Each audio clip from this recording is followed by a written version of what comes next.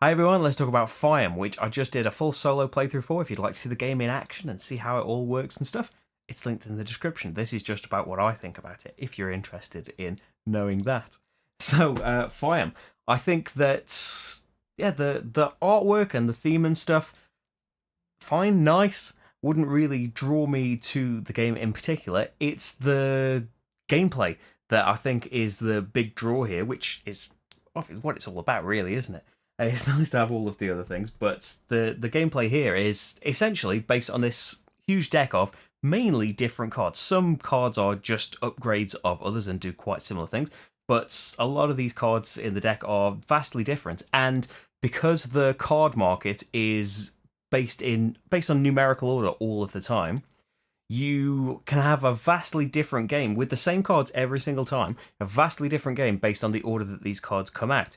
Because it can be such that low numbered cards come out. So it's basically the lower the number, the less powerful the card is. You want the higher number cards, but there is less chance of those popping up in the card market because it's the four lowest numbered cards that you've drawn.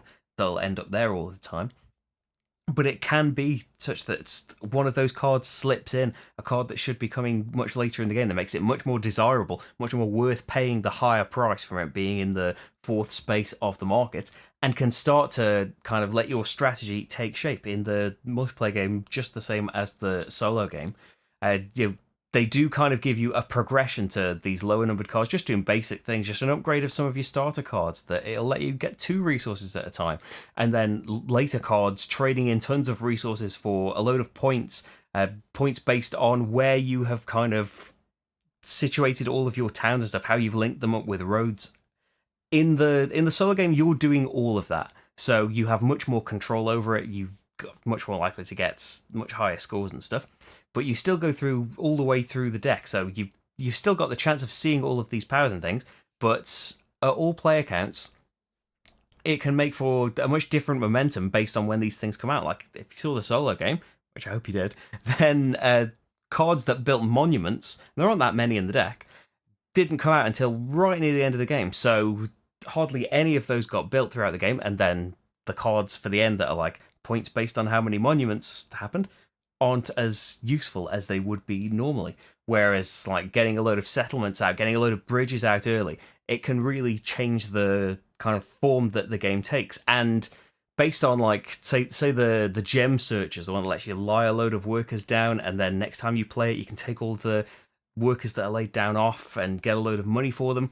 But in the meantime, you've got to play all of these cards and then bring them back and then play them again. Have you got time to do that? You know, other people, when they do their administration action, can bring workers back, and some cards can use the lying down workers as well. A lot of cards don't let you, but some do. So a lot of it is about how long can you leave it. You know, the cards that build workshops in certain spaces, there are a couple of those for each type. So in the multiplayer game, how long can I leave it? Is the other one come out yet? There's another player doing this. How many workshops are left in the game? Because loads of these particular wooden pieces are limited. Especially as it gets towards the end, it can be a real race to find these last few things or to find a valid space on the board to put these things out. Because as you are putting things down, you want to be thinking about like it's a bit different in the solo game that you just think, well, I want things to be as easily connected as possible. But in the multiplayer game, you kind of think, well, I don't want to put a settlement right down there for you to just easily link it up with one bit of road. I want you to work for it, or maybe it'll still be there when I get around to it. So the actual structure is just you playing cards most of the time. You're playing or buying cards, but the administration works really nice in that it's you're deck building, but it's mainly your hand, and you can take back the first 3 cards from your discard pile. So it's important to remember what order things are in. And then pay more and more to get these things back. In the solo game, it's a bit different, that the cost ramps up the more you want to bring back from your discard piles. In the multiplayer game, money's likely to be a bit tighter, and it's just 1 coin for every card that you want to bring back. But it can get really tight in that you're just 1 money short for this card that you really wanted, but you played it too early. It can be a game of, especially in the solo game, much more can be all about planning in that nobody's going to get in your way. rather than in the multiplayer game. You're thinking, I can afford one more turn.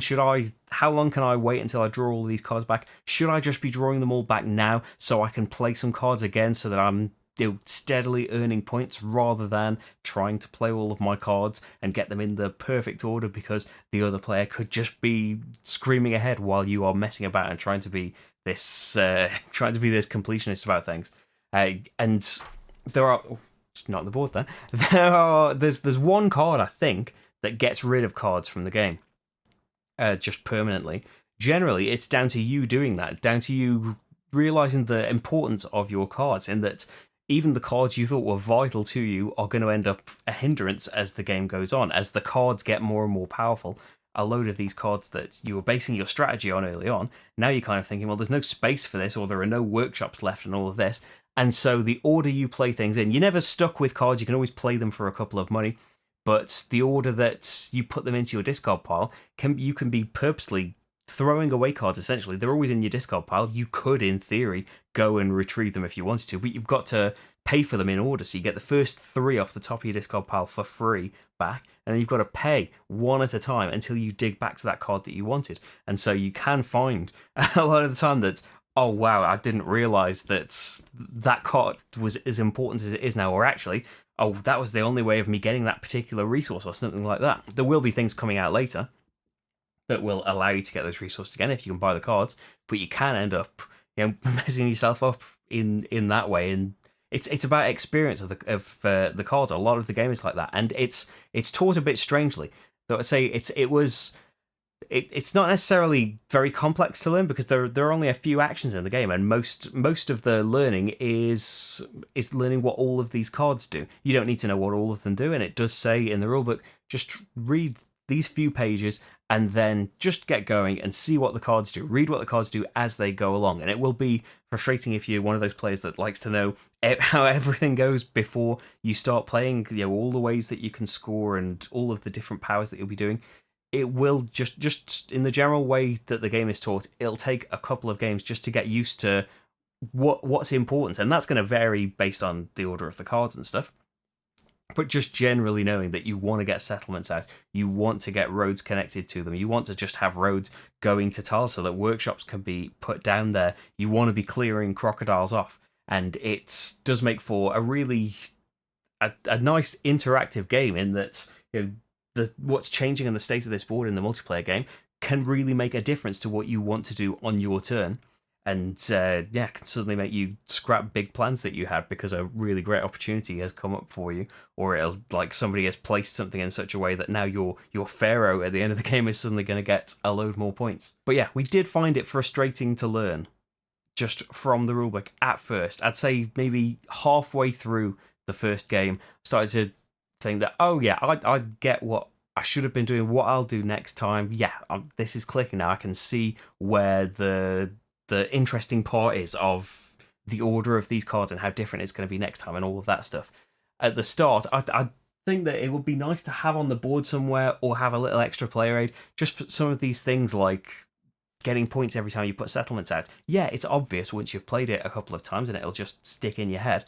But yeah, that's just in the rulebook, or it's just on the rules for one of the cards, because there's a separate glossary for every one of the cards, which is great and describes some of them in detail. It's a little bit frustrating that I feel like some of the things maybe have been cut down to fit into a certain amount of space, which is it's fair enough. Of there's production costs and stuff, but there's a load of cards that, like, oh well, this card does this like this previous card, and especially for the beginning games where you're like, well, we haven't seen that other card yet, so now I've got to go back to find this other card and see what that does. It's not like any of the cards have got massive descriptions of what they do. It would be nice for that to be a little bit bigger and just repeat that few words. Sometimes the section of text where it's like, oh, in the same way as this card and this card number, it's about as much space as it would have taken just to say the thing again.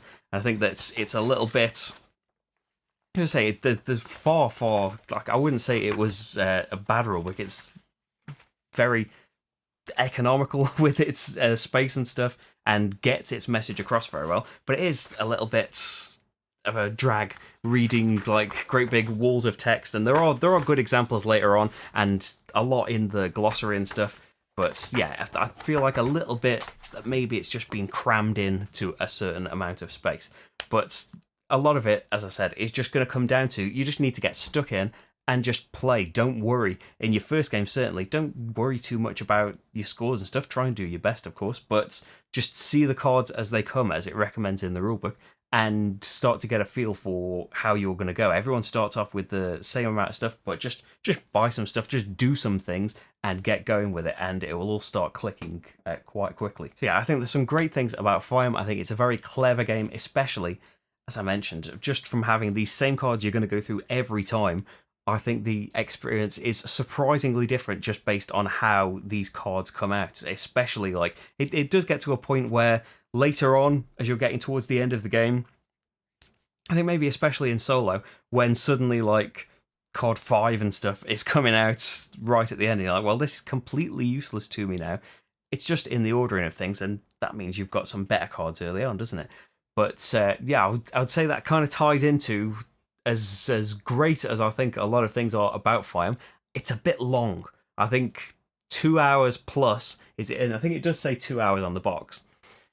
It's going to be about that based on any of the play guides. I don't think it even says a range on it. No, it just says 2 hours because you're just going to go through all of the cards, and that's the trigger for the end of the game. Personally, I'd like it to be around 90 minutes, maybe a little bit less. I'd like to remove some of those cards from the game. I understand that that might mess with the balance and stuff, but I think in some ways, getting some of these really high numbered cards early on, or some of the really low numbered cards later on, they might as well not have come out of the game anyway. Especially like early on, you get things that put cubes on workshops. You're like, well, nobody's going to take that yet, unless it gets pushed back up to the expensive part of the card market. It's not going to get bought. It's probably going to be one of the cards removed. Later on in the game, the low numbered ones that came out, drop the remote there, are definitely not going to get bought. So yeah, if you remove some from the deck, I don't know. I'm not a game designer. I don't know how much it would mess it up. But I think it would just be nicer to have a bit of a shorter game if you wanted one. That's probably already a variant that I haven't seen somewhere, isn't it? But yeah, that's what I think about Faiyum. Great. A little bit confusing to begin with, and maybe a little bit long for our tastes. There you go, though. The playthrough that will give you... I'll stop saying though. Realising I was about to say it for about the 20th time in 10 seconds. The playthrough is there for you to see whether or not you would be interested in the game. Notice I'm getting closer and closer to the camera as well. I'm going to stop talking now. Thank you very much for watching, and I'll see you for the next game. Bye, everyone.